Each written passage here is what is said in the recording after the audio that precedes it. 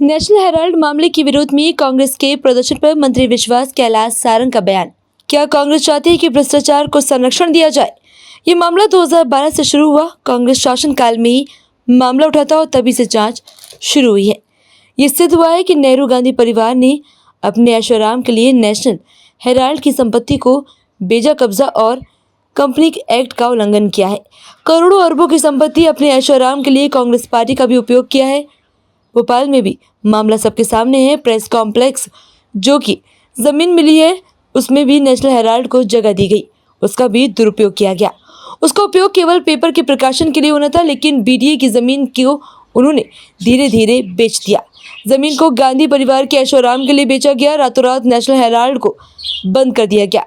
कर्मचारियों को वेतन भी नहीं दिया गया। इतना सब होने के बावजूद भी कांग्रेस प्रदर्शन कर रही है। कांग्रेस ये माने कि नेहरू परिवार ने आज़ादी के बाद लगातार भ्रष्टाचार किया है, चाहे वो फोर्स हो, नेशनल हेराल्ड हो या हरियाणा के गरीब किसानों की जमीन।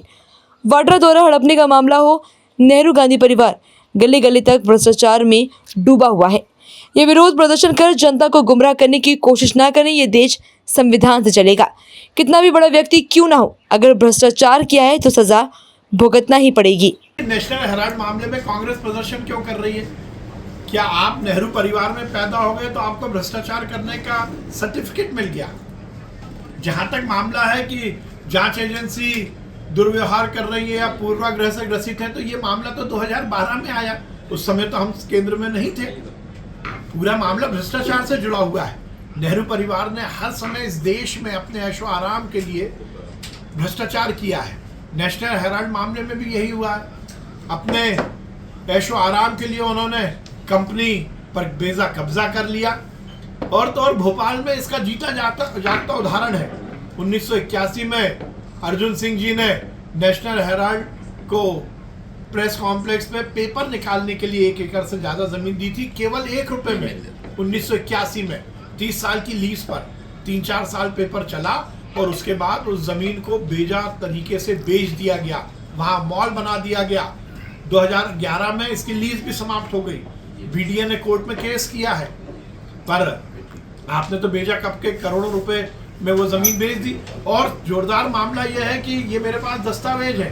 बीडीए को आज नेहरू परिवार से 7 अरब 35 करोड़ 48 लाख 95,000 और 71 रुपए लेने हैं। यदि आज नवीनीकरण होता है तो आपने किस तरह से सरकारी जमीन का बेजा कब्जा करके दुरुपयोग किया है, ये पूरा मामला है। इसलिए जो दोषी है उसके ऊपर तो कार्रवाई होगी, वो तो जेल के अंदर जाएगा।